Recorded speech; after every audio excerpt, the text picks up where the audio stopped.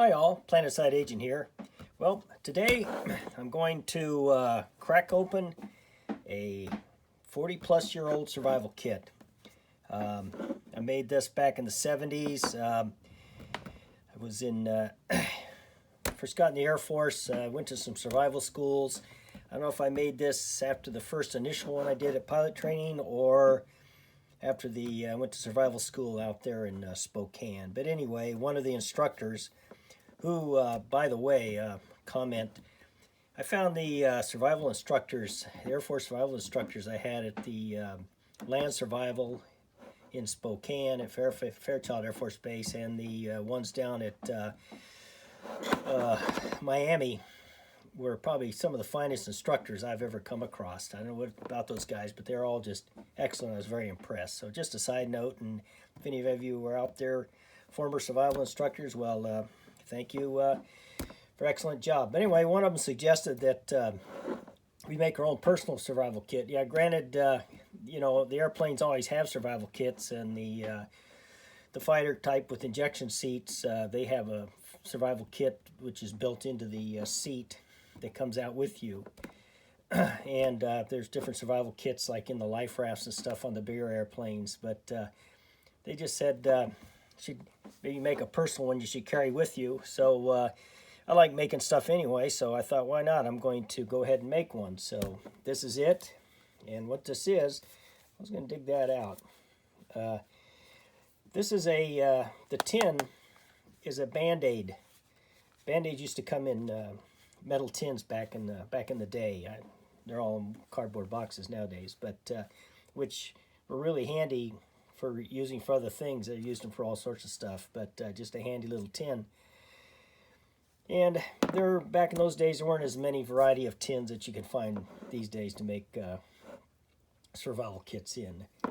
So and use what was handy. You know, back before nowadays with the net, you can find all kinds of tins very easily. But back in the olden days, prior to the web, trying to find these things, you know, if the hardware store, the local hobby store didn't have it, then that was about it. It was pretty tough to research and find things, and so use what you had, and this is what I had. It's probably a little bigger than probably you want, but it did fit in the pocket of my flight suit, the leg pocket, just fine. And then years later, I used to just keep it in my helmet bag when I was flying C-130. So anyway, I came across this in a box the other day. I'd forgotten about it, and I thought, gee, I wonder what's in here, because I made it, sealed it up. I painted the tin green instead of the old Band-Aid color, and then I wrapped up with electrical tape to try to help seal it from moisture. So yeah, it's been sitting in a box somewhere for years, and I thought, you know what? I wonder what's in here. I'm going to crack it open, and while I'm at it, I'll just share with you guys. So anyway, let's go ahead and open this guy up and see what's in here.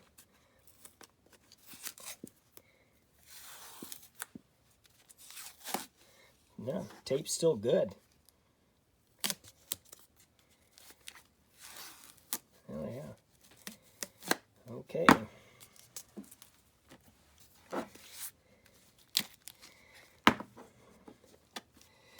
Open her up. Actually, I went ahead and glued in aluminum foil to work as a reflector for a mirror.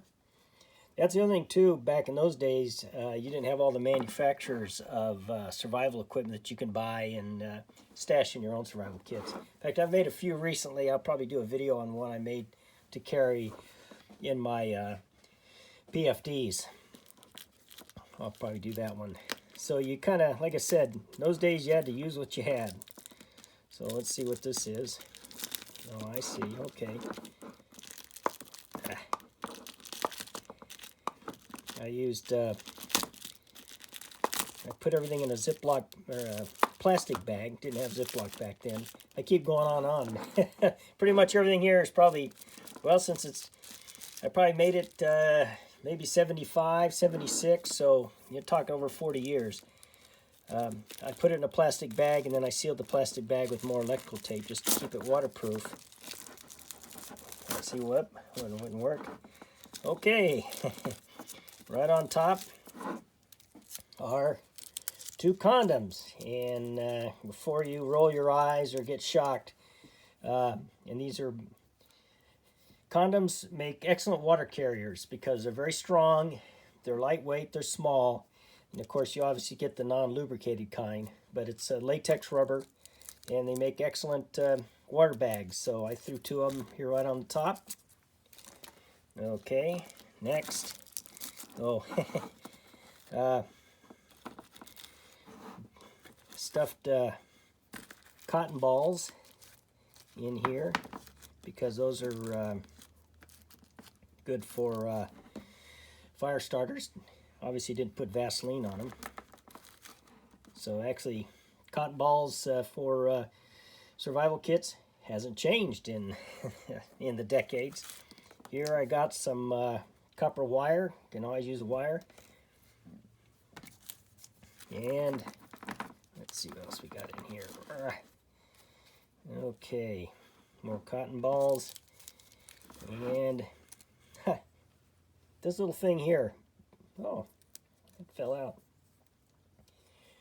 This is cool. One of the survival instructors, so I must have made this after Fairchild, I believe, when I went to land survival school. Made these and sold them, and they were a nice little piece of wood. He had a little ferrule rod in here, and then he also included, I think it's probably swelled up. There we go. A little bit of a hacksaw blade that you could use as a striker, but it looks like the ferrule rod, the glue came loose and fell out. It's probably down in here somewhere, but yeah, it was kind of cool. He sold them for a few bucks, and we all kind of bought one. So anyway, that's that little thing. So you got ferrule rod, and you got wood you can use for, again, for starting fires. More cotton balls. I think I just, whatever room I had left, I think I just crammed cotton balls in there. Why not? So they're light. More Band-Aids. More Band-Aids. You know, I tried to fill this, you know, I had the room, so I just fill it up because you can always use this stuff. And obviously I never had to use it, luckily. Like most survival kits, you hope never have to use them. Kind of like a fire extinguisher. You need one, but hope you never have to use it. Okay, this looks to me pretty grody. Looks like, let's make some more room. Oops. This looks like bullion cubes. That's the trouble with, I found, using bullion cubes in survival kits. After a while, they will draw moisture. And, oh, no, this is, wrapped in foil, this is a tea bag. Lipton's Brisk Lipton Tea. So I rolled it all up, so wrapped it in foil. And nice and compact. I imagine this is another one. I think the corrody stuff on here is the bullion. Yeah, this is another tea bag. Yeah, I got kind of the bullion kind of leached onto it. Hope I'm keeping this in frame. So anyway, there. It's another 2 tea bags. And then let's see what we got here. Oh, waterproof matches wrapped up in foil. Oh, that's what's stabbing me. Tweezers. I probably should have put them down this way so when I reached in I don't stab myself if you're making your own. So, like I said, not the little tiny stuff you can find these days, but tweezers for medical use and whatever. More cotton balls. Okay, let's throw this in the garbage. Okay, this I think is probably a fishing kit. Let's see. Yeah, you can smell those bullion cubes. They're kind of... Let me get a knife out here real quick. Oops. Come on. Staying in frame. Oh, okay. Yeah, here you go. I took a index card and taped in some leader. Looks like some lead shot. Looks like 1, 2, 3 sizes of hooks. A couple of three safety pins, and looks like a big and a couple of smaller needles. So, and that taped over and fit right in there. You know, as I've look at this, I've built many survival kits over the years, and so far I'm pretty impressed with what I did with this one. Probably stuff I learned from the survival school. Okay, this, yeah, here are the bullion cubes. I've had a problem with bullion cubes before in survival kits. Yeah, they just draw moisture and get pretty grody. This looks like another tea bag, and this looks like more waterproof matches.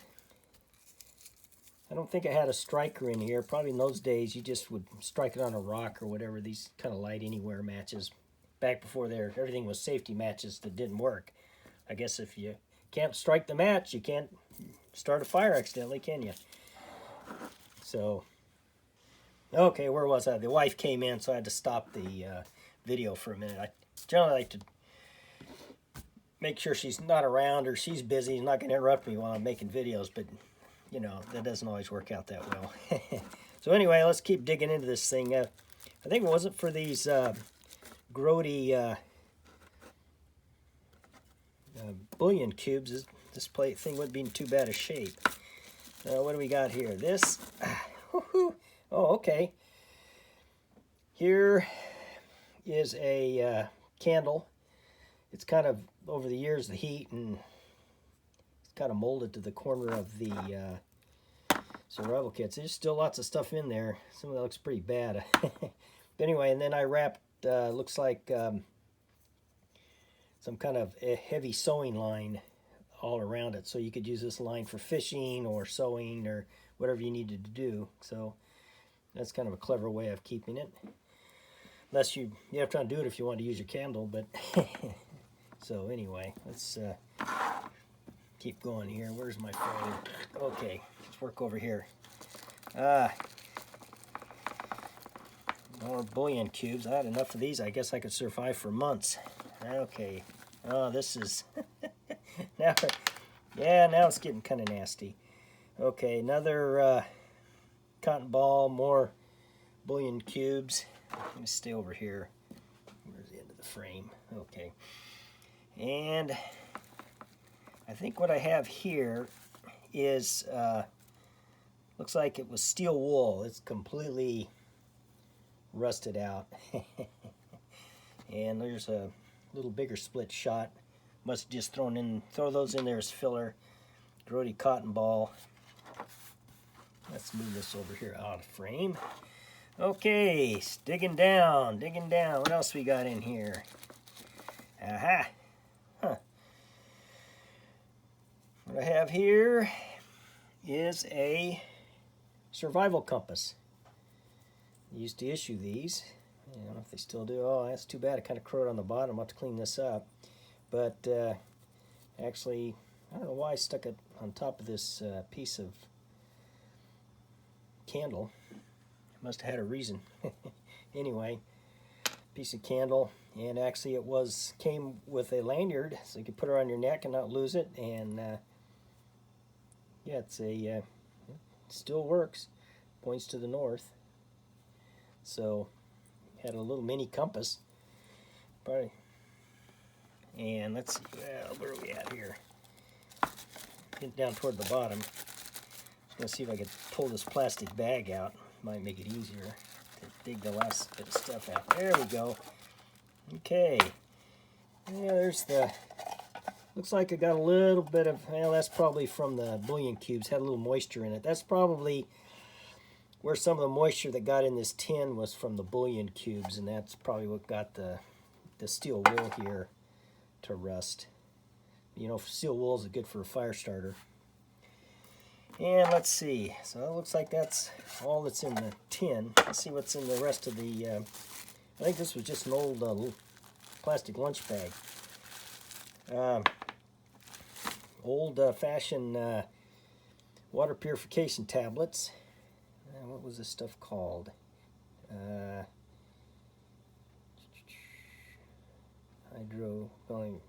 anyway, these were water purification tablets. Came in a little bottle. This way I used to get them. I don't know if you can still get them this way or not.